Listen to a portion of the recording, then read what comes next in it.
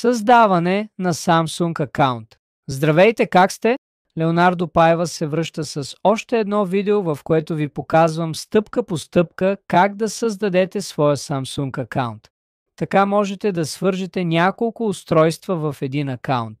Влизате само веднъж, работи и ако сте загубили телефона си, дори офлайн. Има много предимства да създадете Samsung акаунт и да го добавите на телевизора си и в това видео показвам как точно. Хайде, първата стъпка е да отворите Google и в полето за търсене да напишете създаване на Samsung акаунт.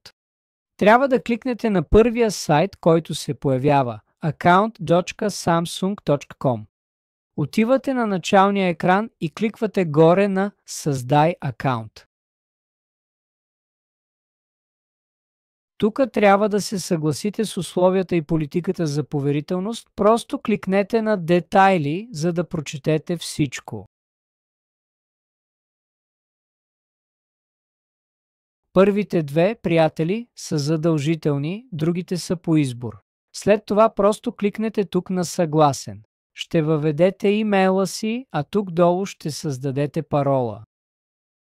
Ще потвърдите паролата, по-долу ще въведете име, фамилия, ден, месец и година на раждане. След това кликнете на Напред. Тук трябва да валидирате акаунта си, затова са изпратили потвърждение на имейла, който сте въвели. Сега влезте в имейла си и проверете съобщението от Samsung, това е потвърждението с кода. Това е моя код, не го копирайте, вземете вашия код, поставете го в полето за верификация и кликнете Напред. Готово, акаунта в Samsung вече е създаден, като кликнете на Завършено, влизате в контролния панел. Сега можете да използвате имейла и паролата си на телефона, телевизора или всяка услуга на Samsung. Успяхте ли?